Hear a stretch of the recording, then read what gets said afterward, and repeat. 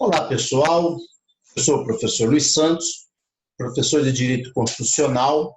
Quero conversar com você um pouquinho aí a respeito da PEC que pretende realizar a chamada reforma administrativa. Na verdade, pessoal, essa PEC foi enviada para o Congresso Nacional, agora, na última quinta-feira, no dia 3 de setembro de 2020. Quando a PEC é apresentada no Congresso Nacional, ela precisa seguir agora alguns trâmites, tá certo? Dentre esses trâmites está a aprovação dela nas comissões. Por quê? Nós teremos algumas discussões que vão se travar, envolvendo a reforma administrativa. Dentre essas comissões, nós temos algumas que são necessárias. Não se aprova nenhuma PEC sem que antes ela siga para a Comissão de Constituição e Justiça, a CCJ, e também a Comissão de Cidadania. Então, nós vamos ter aí, nesse ínterim, nesse intervalo, a atuação de muitos lobbies que atuam dentro do Congresso Nacional, inclusive aquele que envolve a defesa do servidor público, que, em tese, está diretamente afetada por essa PEC. Ou seja, o núcleo duro da PEC, da reforma da Previdência, ou seja, o essencial dentro dessa reforma é, primeiro, mexer com a questão que envolve a remuneração do servidor público e, segundo, mexer com o aspecto voltado aí para a estabilidade do servidor público ocupante de cargo efetivo. Lógico que existem outros assuntos também que movem a PEC da reforma administrativa. Mas o núcleo duro, o essencial, o foco central, seriam esses dois pontos que eu falei. Tá?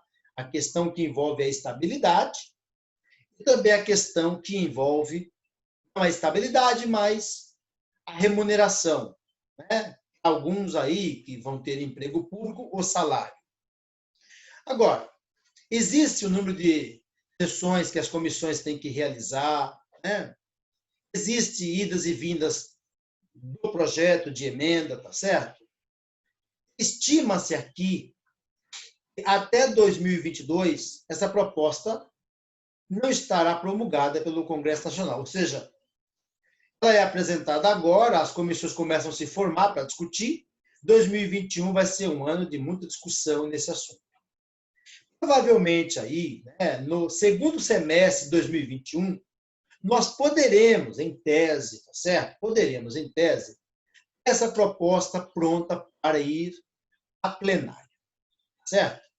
Muito bem. Eu vou mostrar aqui para vocês, de maneira rápida, como é que funciona a análise que se faz em plenário da chamada emenda constitucional. É um mecanismo, na verdade, próprio, previsto no texto da Constituição da República, para alterar, certo? Para alterar a Constituição Federal. Então, vocês têm aí as minhas redes sociais, que pretenderem, podem me seguir por lá, no Instagram, no Face, tem muitas coisas legais também que eu posto lá no YouTube. Perfeito. Então, o professor Luiz Santos vai dar aí para você uma prévia a respeito do que seria e como seria a reforma administrativa. O artigo 60 diz assim: a Constituição poderá ser emendada à medida de proposta. E tem lá, pode propor o presidente da República, um terço da Câmara, um terço do Senado, mais da metade das assembleias legislativas nos estados. A proposta será discutida e votada em cada casa do Congresso Nacional em 2 turnos. Considerando-se aprovada, se obtiver em ambos, portanto, na Câmara e no Senado, 3/5 dos votos dos respectivos membros. Isso requer, pessoal, antes de mais nada, tempo.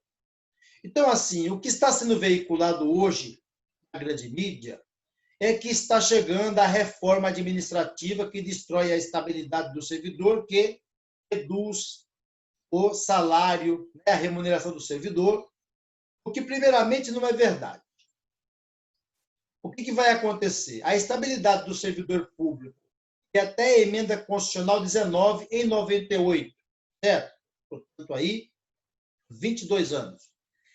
é alcançada em 2 anos, para o servidor ser estável, ele cumprir um estágio probatório de 24 meses, alterou-se na época para 3 anos, e passou-se a cumprir o estágio probatório em 36 meses. 3 anos. Agora, pretende-se alavancar para mais tempo, né? Eu nem vou aqui dizer em quanto tempo ficará, porque a Câmara e o Senado ainda vai discutir esse assunto. Há uma proposta do governo, mas as casas vão discutir.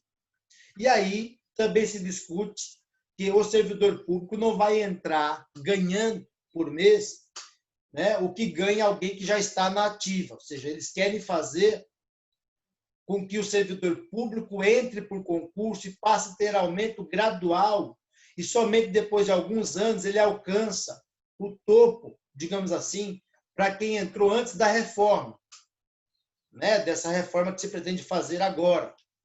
Então, na verdade, não é que se acabou a estabilidade, não é que também que o servidor público vai ganhar menos. Ele vai entrar ganhando menos, depois ele vai tendo progressão, até alcançar o nível comum a todos os servidores públicos.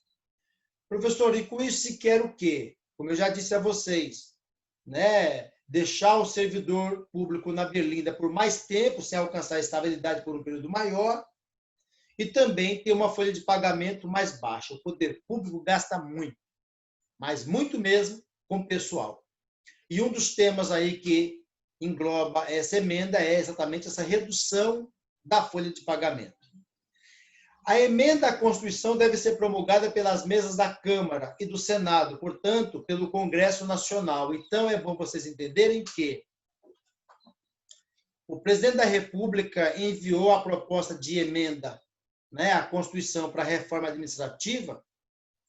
Essa emenda, tal qual aconteceu com a reforma da Previdência, passará por uma série de mudanças internamente, dentro das duas casas, nas respectivas comissões, né, as que eu citei no início desse vídeo, e aí sim, né, com as mudanças que devem ser muitas, do meu ponto de vista, né, o presidente da República não terá poder de veto ou sanção, porque não tem esse poder de vetar ou de sancionar, quer dizer, quem aprova ou rejeita a PEC, e por via de consequência ela sendo aprovada por 3/5 dos votos dos respectivos membros em 2 turnos do Congresso, quem vai promulgar vai ser o próprio presidente do Congresso Nacional, tá certo? Com o respectivo número de ordem.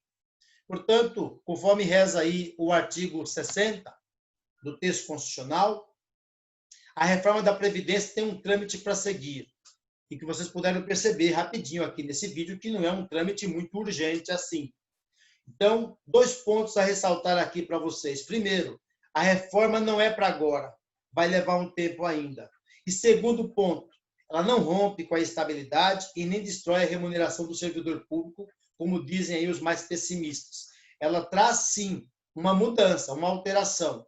Haverá mais tempo para o servidor cumprir para alcançar a estabilidade e não entrará ganhando, como todo mundo ganha, que já está trabalhando lá, vai entrar e terá aumentos progressivos, certo? Por período. Beleza? Espero que eu tenha contribuído aí um pouquinho para que você tenha, né, agora uma visão mais real do que é a possível reforma administrativa que se pretende fazer. Um abraço a todos, bons estudos no concurso e boas expectativas e boas notícias para vocês. Tchau, tchau.